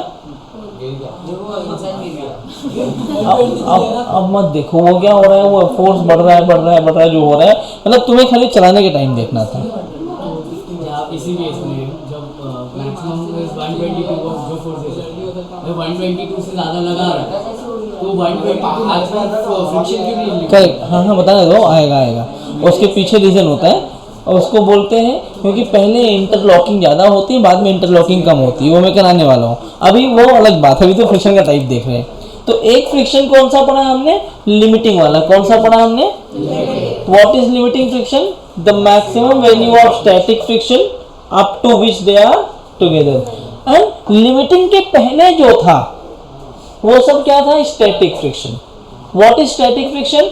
यहाँ पे लोग गलत बोल देते हैं। एक बुक है डीसी पांडे, उसमें भी एक गलत स्टेटमेंट लिखा हुआ है कि स्टैटिक फ्रिक्शन का क्या होता है? Tendency to keep an object at rest. क्या लिखा होता है? Tendency to keep an object at rest. नहीं, tendency to keep two objects together. अगर ये नीचे वाला भी चल रहा होता ना, अगर नीचे वाला ब्लॉक भी चल रहा होता तब भी 1 न्यूटन पे 1 लगता, 2 पर 2 लगता, up to 123। Tendency to keep two objects together. जब हाँ, इसमें नहीं दिखेगा, हर चीज़ इसमें नहीं दिख पाएगी ना। इसमें खाली बेसिक तुम्हें आइडिया बताने के लिए, जब कैलकुलेशंस करेंगे हम उसमें तुम्हें समझ में आएगा, वहाँ पे विजुअलाइज होगा। वो पूरा एक 3 लेक्चर 4 लेक्चर का कॉन्सेप्ट है फ्रिक्शन का, उसमें हम यही सब पढ़ने वाले हैं। तो टेंडेंसी टू स्टैटिक फ्रिक्शन क्या कहता है? स्टैटिक फ्रिक्शन है tendency to keep two objects together. What is static friction? और it is self adjustable as per the applied force. Maximum value of static friction is not self adjustable. Maximum value तो fixed है, उसको हम calculate कर सकते हैं, लेकिन maximum value के पहले जितना मैं फोर्स लगाऊंगा उतना ही फ्रिक्शन भी लगेगा, वो स्टैटिक है। और मैक्सिमम भी स्टैटिक ही है, लेकिन मैक्सिमम को कैलकुलेट कर सकते हैं ना, इसीलिए हमने मैक्सिमम को क्या नाम दे दिया है? मैक्सिमम को नाम दे दिया लिमिटिंग फ्रिक्शन। भाई मैं लेक्चर में भी मेरा लेक्चर चल रहा था, हाँ बोलिए ना, मुझे बस 10 मिनट दीजिए, मैं लेक्चर छोड़ के बोलता हूँ आपको। तो ये हो गया तुम्हारा स्टैटिक का वैल्यू फिक्स है पर लिमिटिंग का वैल्यू फिक्स है। लिमिटिंग का फिक्स है, मैक्सिमम तो फिक्स होगा ना कि कब तक रोक पाएगा। स्टैटिक क्या होगा? मैक्सिमम से पहले जितना फोर्स मैं लगाऊंगा सामने वाला भी उतना फोर्स लगा देगा, और जैसे ही लिमिटिंग को क्रॉस कर गया चलने लगा ना, अब औकात नहीं है साथ में रखने की, उसको हम बोलते हैं काइनेटिक फ्रिक्शन। तो 3 टाइप के friction, static, limiting and yes. 123 is limiting, 0 to 123 what ever the value was changing वो स्टैटिक था, एंड 92 था, 92 इज वो इसका सवाल है, मैं बताने जा रहा हूँ, ठीक है। तो एक तो ये हुआ कॉन्सेप्ट कि कम होता है, अब मतलब काइनेटिक। अब तुमने क्या देखा? लिमिटिंग से हमेशा कम होता है किसकी वैल्यू? काइनेटिक। नीट ने भी और जेई मेंस ने भी एक सवाल पूछा है स्टेटमेंट वाइज में, स्टेटमेंट आज तो अभी क्लियर कर दोगे, आगे पढ़ने की जरूरत नहीं है। Kinetic friction will always be less than static friction. वो आते हैं, तुमने अगर कभी देखा हो, both assertion division true, both are false. अब इसमें मैंने सवाल पूछा है, अब बताइए ट्रू स्टेटमेंट है कि फॉल्स? स्टैटिक क्या बोला मैंने? Kinetic friction will always be less than static friction। क्यों? 122 वेरी गुड। नहीं, काइनेटिक 122 तो बड़ा है ना, स्टैटिक 122 हो सकता है, लिमिटिंग तो मैंने बोला kinetic friction is less than static friction. हाँ, ऑलवेज नहीं होगा। अगर ऑलवेज वर्ड नहीं लगाए तब भी ये गलत है, क्योंकि इस जो होता है ना वो कंपल्शन को दिखाता है, याद रखना। में हो सकता है। काइनेटिक फ्रिक्शन की वैल्यू कितनी आई थी इसमें? 92। स्टैटिक कितना था? 0 से 122 के बीच में कुछ भी, तो 0 से 92 तक में static friction will be less then kinetic friction. 92 से ऊपर जब स्टैटिक फ्रिक्शन होगा, हाँ, लेकिन अगर यही पूछता मैं कि स्टैटिक फ्रिक्शन में भी less than the kinetic friction, true. Limiting friction will be greater than kinetic friction, true. Limiting हमेशा बड़ा होगा। अब क्यों बड़ा होता है ये सवाल है कि 123 तो लगा रहा था ना सर, 124 पे भी बोलता कि मैं 123 ही लगूंगा, कम क्यों कर दिया? उतना तो कंटिन्यू कर सकता था ना। मैं अगर 123 तक लगा सकता हूँ फोर्स, तो 124 आएगा तो भी तो मैं 123 लगा सकता हूँ, मैंने कम क्यों किया? तो कम करने के पीछे क्या लॉजिक है समझो। यही लॉजिक बता के मैं तुम्हें छोड़ दूंगा, बहुत टाइम नहीं लूंगा तुम्हारा। एक ब्लॉक मैंने यहां रखा,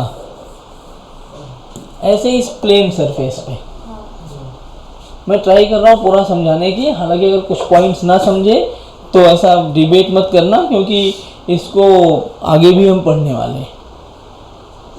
अभी मुझे ये सरफेस प्लेन दिख रहा है, स्ट्रेट लाइन दिख रही है ना, द सरफेस इज प्लेन। जब मैं इसका माइक्रोस्कोपिक व्यू देखता हूं, माइक्रोस्कोपिक में ना ये बिल्कुल स्ट्रेट नहीं दिखता, ये ऊबड़ खाबड़ दिखता है, वेव जैसा दिखेगा। ये सरफेस तुम्हारा, ये नीचे वाला सरफेस है, ये कुछ ऐसा दिखेगा माइक्रोस्कोपिक में। हमें जो चीज़ अभी बिल्कुल प्लेन दिख रही है, इलेक्ट्रॉन माइक्रोस्कोप से देखूं या माइक्रोस्कोप से देखूं तो उतना प्लेन नहीं होता, थोड़ा सा वेवी नेचर रखता है, वो ऐसा होगा। और ये जो ऊपर जो इसके ऊपर ब्लॉक यहाँ रखा है, ब्लॉक भी तो ऐसे ही रहेगा ना। इनिशियली क्या होता है, ये वेव देख रहे हो यहाँ पे इंटरलॉक हो रहा है, दिख रहा है आपको। तो जब तक वो नहीं चल रहा है, कोई भी चीज चलेगी कब, जब इंटरलॉक ब्रेक कर पाऊं मैं। जितना ज्यादा इंटरलॉकिंग होगी उतना ही लिमिटिंग फ्रिक्शन की वैल्यू ज्यादा होगी। तो पहले तुम्हें इंटरलॉकिंग तोड़नी है। एक बार जब तुम इंटरलॉक तोड़ दोगे ना, जब वो चलने लगेगा तो प्रॉपर जितना पहले इंटरलॉक था, ये प्रैक्टिकली देखा गया, जब चलने लगा ऑब्जेक्ट तो उतना इंटरलॉक नहीं रह पाता, क्योंकि बाउंस होता है। हमें दिखता नहीं, हमें स्ट्रेट लाइन दिखता है, लेकिन माइक्रोस्कोपिक में बाउंस होता है। तो मोमेंटम नाम सुना है? तो जब मैंने एक बार धक्का दे दिया तो मोमेंटम क्रिएट हो गया। मोमेंटम क्रिएट होने से कुछ इंटरलॉक्स टूट जाते हैं। तो पहले मान लो 100 इंटरलॉक थे तो 100 न्यूटन का फोर्स लग रहा था रुके होने पे। जब चलने लगा तो 100 इंटरलॉक टूट के 95 बचे। मतलब 5 इंटरलॉक ऐसे जिसको मोमेंटम कभी बनने नहीं दे रहा है, तो 5 इंटरलॉक का फ्रिक्शन भी तो कम होगा ना। तो चलने के टाइम इंटरलॉकिंग ब्रेक हो जाती है। इसका हमें सीधा एग्जांपल कहाँ मिलता है, हम साइकिल चलाते हैं, साइकिल रुकी हुई हो, जब चलाने जाओ आपको ज़्यादा फोर्स लगाना पड़ता है। टायर का जो ग्रिप है वो रोड के साथ में इंटरलॉक बना के रखा है, और एक बार साइकिल चलने लगे तो आप आराम से उससे ज़्यादा स्पीड मेंटेन कर सकते हो, उससे कम फोर्स लगा करके, क्योंकि अभी इंटरलॉक उतना नहीं है जितना पहले था। हाँ, ये वाला साइकिल वाला केस में इसका मेन रीजन इनर्शिया हो गया या फिर friction? Because inertia and friction both are interrelated, both are mass dependent. जहाँ जितना ज़्यादा इनर्शिया होगा उतना ज़्यादा उसका मास होगा, जितना ज़्यादा मास होगा उतना उसका नॉर्मल रिएक्शन बढ़ेगा।